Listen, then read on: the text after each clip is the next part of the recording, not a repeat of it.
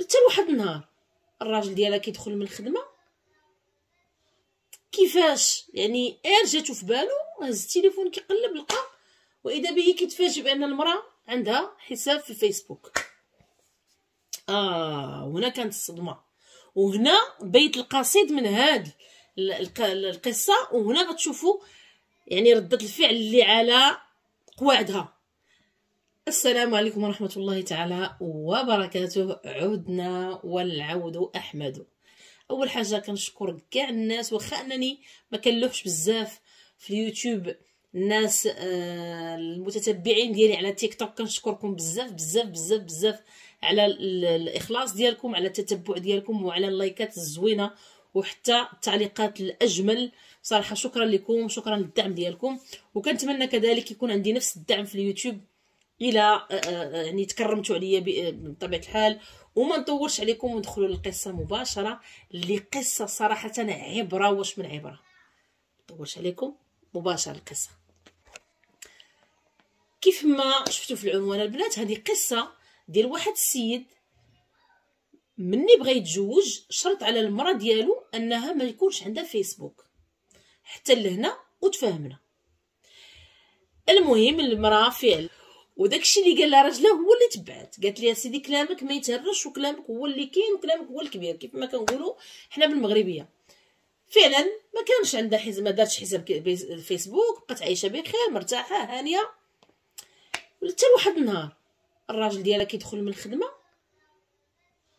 كيفاش يعني جاتو في بالو، هز التليفون كيقلب لقى، واذا به كيتفاجئ بان المراه عندها حساب في الفيسبوك. وهنا كانت الصدمه، وهنا بيت القصيد من هاد القصه. وهنا غتشوفوا يعني ردة الفعل اللي على قواعدها، اللي ما طيحش على يعني بال شيطان. سبحان الله، حاجه ما خبرها بوالو، ما دوا ما تكلم ما والو، بل خلاها على هواها، ودار هو خطه ديالو اللي صراحه غادي تتفاجئوا بالنتيجه ديالها.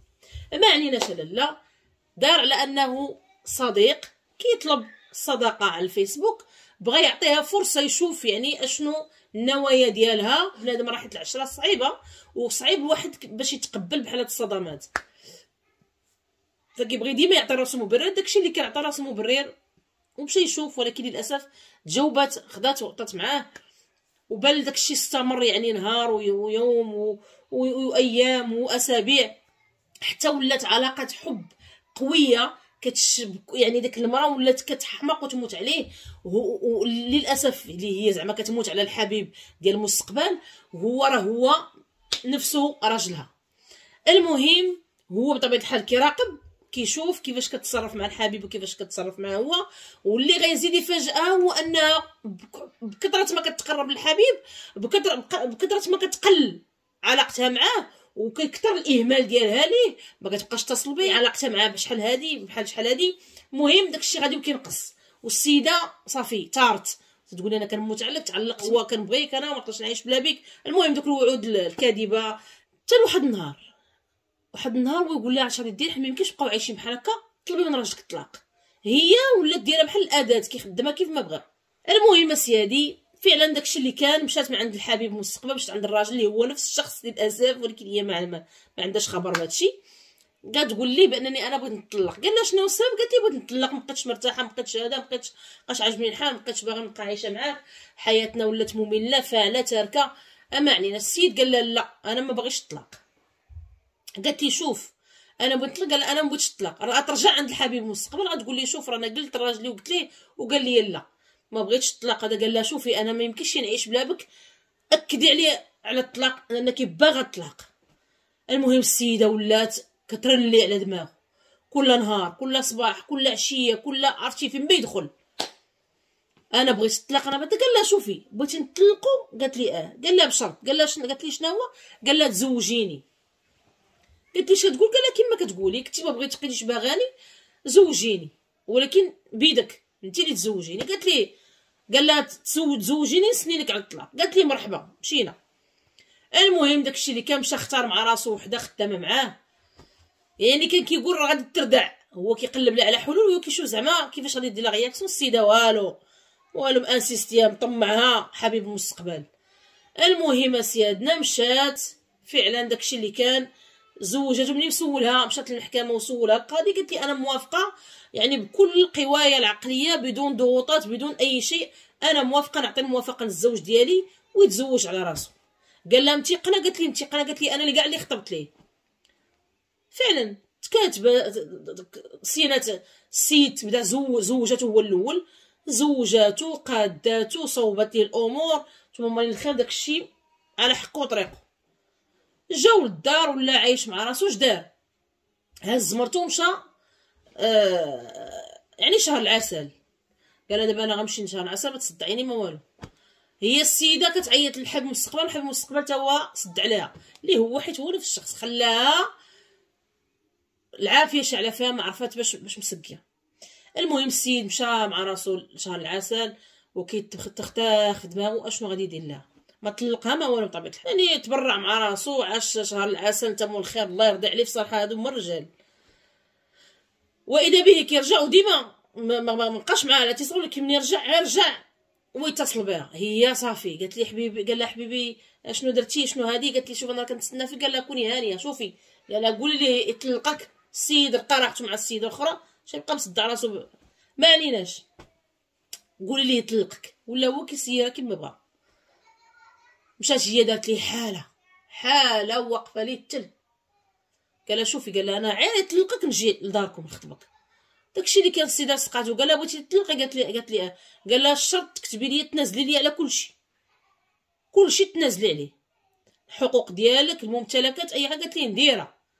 قال لها واخا. مشاو للمحكمه، السيده صرفت ليه كلشي، كتبت ليه تنازل بكل قوى العقليه عاوتاني بكلشي، يعني مسامحه في كلشي. شوفي تالاش بعد يعني راجلها ما كيسواش عندها تا للاسف الشديد والعياذ بالله. ما عليناش السيادي.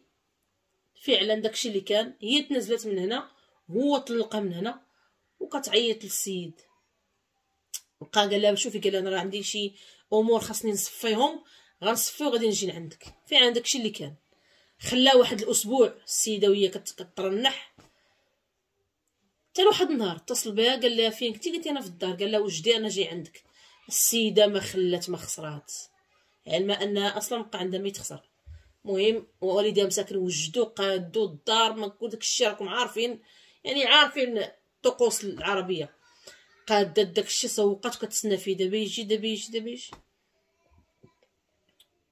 عيط عليها قال لها فين؟ قالت انا كنتسنى. قال لها وحل لي الباب. مع الحله ديال الباب مع غادي تصدح في راجلها.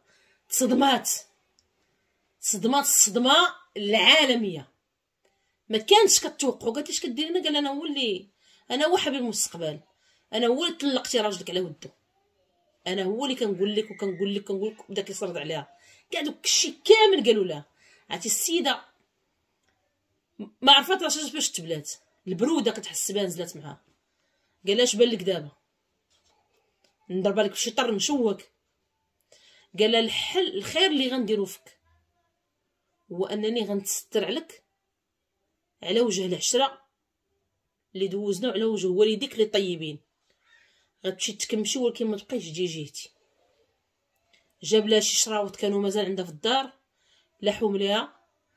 قال لها النهار الاخر هذا اخر نهار جمعنا شي هضره وجمعنا شي كلام، وانا راه مسامحش لك الى يوم الدين. السلام عليكم. ومشى بحالاته. وبهكا عاقبها عقاب اللي تموت ما تنساه. وهاد القصه نبغيها تكون عبره لاي وحده ما راضياش بداك الشيء اللي عندها في دارها، اي وحده ما راضياش براجلها، اي وحده كتقلب اغوش دغوات. راه داك الشيء اللي قسم لك الله تعالى هو اللي غتعيشيه. وباش عرفتي بانك الا بدلتي راجلك غتعيشي احسن، حمدي الله وشكري على داك الشيء اللي عطاك الله. هذاك هو رزقك، وهذاك هو اللي عطاك الله تعالى وكتبوا لك نهار تزاديتي. وحبل الكذوب قصير وحبل الخيانه اقصر. وكيف ما انتي كتخدمي الخبز راه كاين اللي اخبت منك. فهمتيني؟ نتمنى هاد القصه هادي تنال اعجابكم. ما تنساوناش بطبيعه الحال بالاشتراك تعليق و لايك. وبطبيعه الحال اللي عندكم شي قصه شاركوها لينا ونسردها بكل فرح وسرور. السلام عليكم ورحمه الله تعالى وبركاته.